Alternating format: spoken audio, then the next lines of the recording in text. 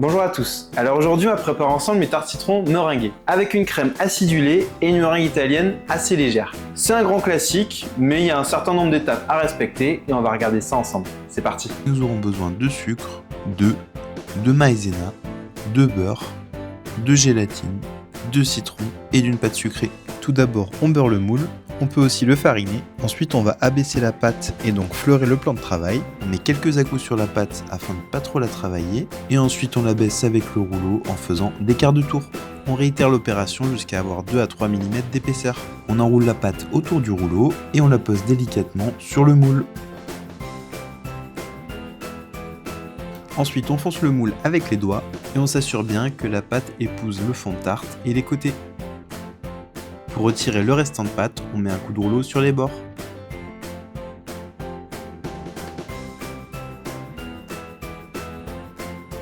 On pique à la fourchette et on va cuire le fond de tarte. Pour cela, on va d'abord découper un morceau de papier cuisson au diamètre du moule et on dépose des pois, donc soit des billes spécifiques, soit du riz, soit des lentilles, enfin, en tout cas ce que vous avez sous la main. Donc on cuit à 180 degrés avec les pois pendant 15 minutes environ.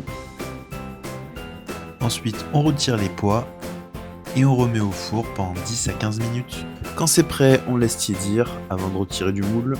Ensuite, on va faire la crème citron. On place les feuilles de gélatine dans de l'eau froide pendant 10 à 15 minutes environ. Ensuite, dans un cul de poule, on verse le sucre et les œufs.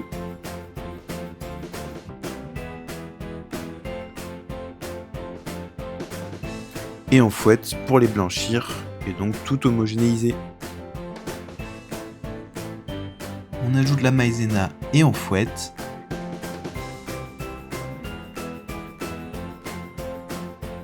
On récupère les zestes de 3 citrons qu'on met directement dans la casserole.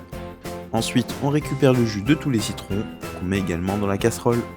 On porte à ébullition le mélange de zeste et de jus de citron. Dès que ça bout, on verse le jus dans le cul de poule avec les œufs et le sucre. On fouette vraiment pas longtemps et on remet directement dans la casserole. Donc ensuite, on fouette à feu vif vigoureusement jusqu'à ce que la crème monte. Dès que des grosses bulles commencent à éclater, on peut retirer du feu. Attention aussi à ce que cela ne crame pas. On sort la gélatine de l'eau froide et on les sort. On la met dans la casserole avec la crème encore chaude et on fouette jusqu'à incorporation.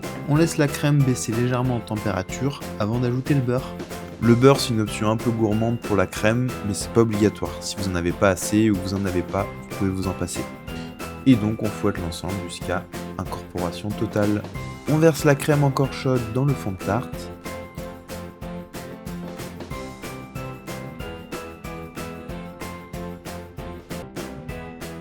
On peut l'égaliser avec une maryse ou une spatule et on met au frigo pendant au minimum 1 heure.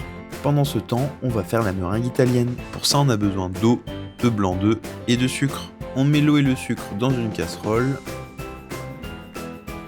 En parallèle, on met les blancs d'œufs dans les cuves du robot ou dans un cul de poule si vous utilisez des fouets électriques. On fait monter le mélange eau et sucre à une température de 100 degrés. À partir de 100 degrés, on commence à fouetter les blancs jusqu'à ce qu'ils moussent. Et lorsque le mélange eau et sucre atteint 121 degrés, on l'intègre dans la cuve. Et on continue à battre, soit avec le robot, soit avec le fouet électrique, jusqu'à ce qu'on obtienne une meringue. Lorsque l'on a une forme de bec d'oiseau en bout de fouet, la meringue est prête. Pour la décoration de la tarte citron avec la meringue, évidemment vous faites comme vous le souhaitez. On peut utiliser une poche à douille comme je le fais, ou mettre directement la meringue à la maryse sur la tarte citron. Si vous avez un chalumeau à la maison, vous pouvez vous amuser à brûler les pointes de la meringue. Aujourd'hui, j'ai opté uniquement pour des zestes de citron vert.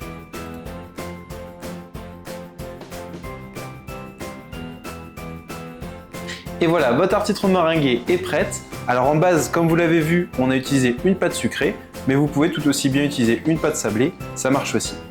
Pour la crème, si vous voulez un peu moins d'acidité, vous pouvez retirer les zestes de citron.